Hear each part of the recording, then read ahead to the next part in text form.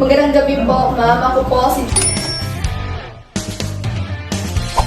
Ako naman po. At bilang bahagi po ng aming asignatura sa Filipino, magsasagawa po kami ng maikling panayam tungkol po sa kahalagahan ng pagsulat sa propesyon ng isang guro. At maraming salamat po sa pagbibigay ninyo ng oras para sa panayam na ito. Tutungo sa katanungan, maaari po ba kayong magpakilala at sabihin kung gaano na kayong katagal bilang isang guro? Magandang gabi din sa inyo, Jobson at Jomari. Ang pangalan ko ay Mary Grace J. Galpo. Ako ay isang senior high school na guro sa strand na Accountancy, Business and Management. Nagturo ako sa Philippine Southfield School sa loob ng 1 taong panuruan. Maraming salamat po. Naming katanungan. Bakit po mahalaga ang pagsulat sa inyong propesyon bilang guro? Napakahalaga ng pagsulat sa aking propesyon bilang guro ng ABM dahil ginagamit ito sa paghanda ng mga lesson plan, pagtataya o pagsusulit, mga ulat, mga dokumentong pangnegosyo at iba pang kagamitang panturo.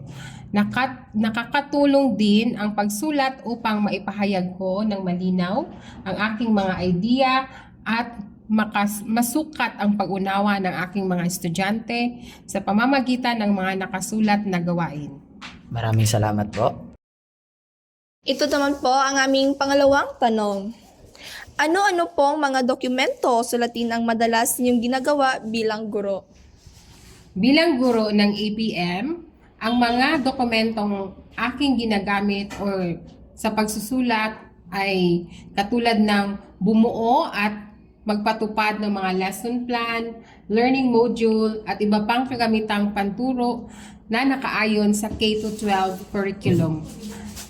Magdisenyo ng mga pagtataya kabilang ang mga pagsusulit, eksaminasyon, rubrics at performance tasks na may kaukulang Table of Specifications o tinatawag naming TOS. At ginagamit din namin ang pagsusulat para gumawa ng mga administratibong ulat at mga dokumentong panturo alinsunod sa mga pamantayan at alintuntunin ng Department of Education. Salamat po, Ma'am Grace, sa pagbabahagi ng inyong kaalaman. Malaking tulong po ang inyong sagot sa aming pag-aaral. Maraming salamat din sa inyo, Jobson at Jomari. Thank you. Magandang araw, sir. Ito po ay dagdag lamang sa aming interview dahil pag-interview na kami ng isang guro, ngunit ang nagawa lamang ay 2 minuto. Ito po ang pagdal sa mga tapunan.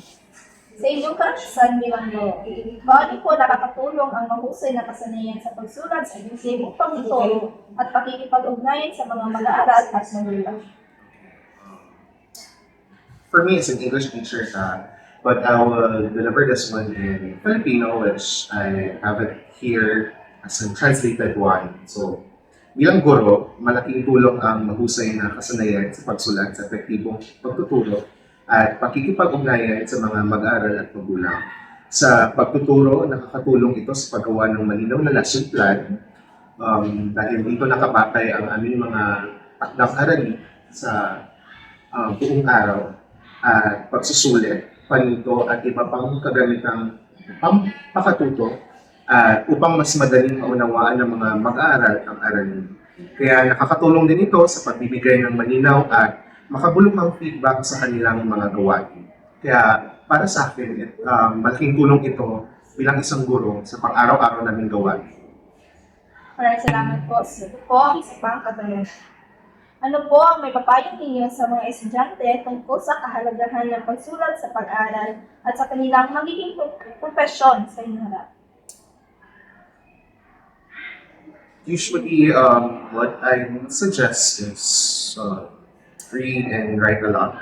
Like kung sa Filipino pa, eto, ang may papayo ko sa mga estudyante ay seryosohin ang pag-iingat ng kanilang kasanayan sa pagsulat dahil ito ay mahalagang kasanayang magagamit hindi lamang sa pag-aaral kundi pati na rin sa kanilang magiging propesyon sa hinaharap.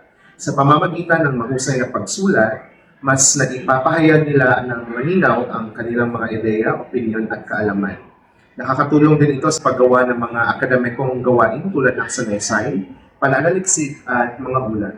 Kaya all in all, ang maipapayo ko ay dapat mas maging focus sa mga takdang aralin, sa mga aralin kumbaga in general, at sa mga dapat gawin bilang isang estudyante dahil ito ay isang paraan para mas mahusayan pa sa ang kanilang piniling profesyon sa hinahanap. Maraming salamat. I just had to let you know you're. She had me been bullshit.